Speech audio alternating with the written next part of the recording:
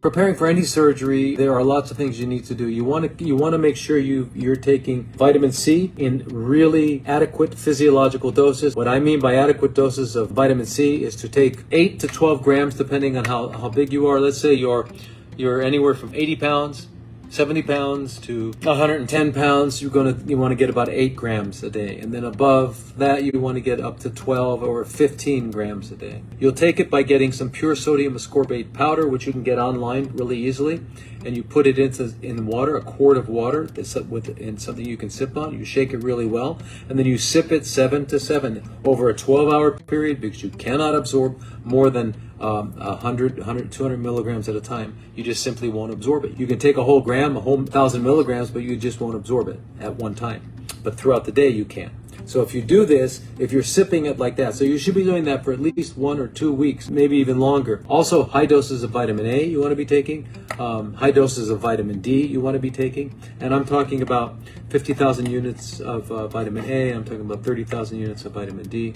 And vitamin E, you want to be taking those. Just listen to your surgeon and listen to your anesthesiologist about that, because they're the ones that are going to be taking care of you, not me, in that. So that's very important. So follow their directions. But anyway, load up on these. The other thing you want to take is modified citrus pectin, which is the brand name where all the research was done. It's a brand called Pectisol. And modified citrus pectin actually lowers galactin-3. Now, galactin-3 is a biomarker for inflammation, but it's very specific. And in fact, it's been approved and insurance pays for that test. So cardiologists will often order that test to see if you're inflamed, rather than the CRP. You may have all heard of a C-reactive protein, a CRP, and that's a very good inflammatory marker, but it's not as specific as the galactin-3. But the thing that galactin-3 does, specifically when you're having a surgery like a lumpectomy or any kind of surgery, doesn't matter, your prostate is your operation on your prostate, on your pancreas, whatever it is,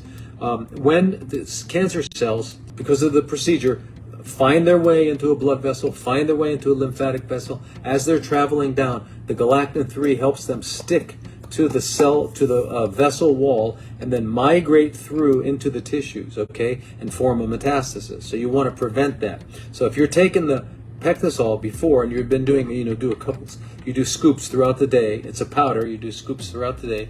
You do this for a while so that your galactin-3 is low, so that's less likely to happen. You want to mitigate all these situations.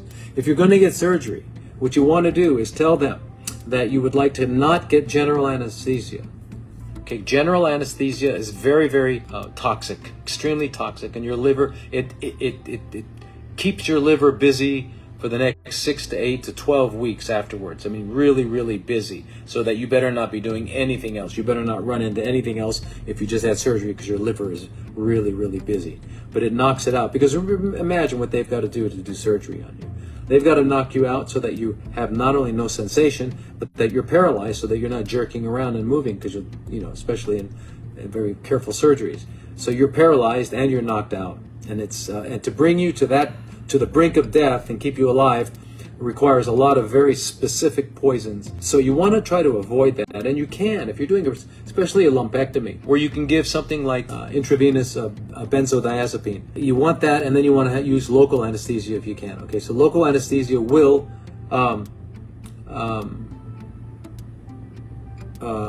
numb it up, and then you'll be twilight sleep, as they call it, and you'll wake up and it'll be done. So if you can do that, the reason is to avoid the high doses of toxins. And then afterwards, if you can, in any way, if you live in a state that has legalized cannabis, then you can tell them you would prefer cannabis, and you can you can bring in some of your own, or ask them if they have any suppositories of very high, like 500 milligrams of RSO, Rick Simpson oil, which is at least 70% THC to 30% CBD, and you can do that rectally, so that you're not high and stoned and all that, because taking 500 milligrams orally, even for Cheech and Chong, and even for Snoop, whatever his name was, is gonna knock them out. But that will help with the pain tremendously. Okay, so there are ways of doing it if you live in a state where it's legal, both with medical and recreational, because you want to avoid morphine and opiates, all the opiates, because not only do they have the ironical effect of making things more painful. They decrease the pain threshold. So in other words, what was not painful yesterday will be painful today. Okay, so it decreases the threshold, so more things become painful.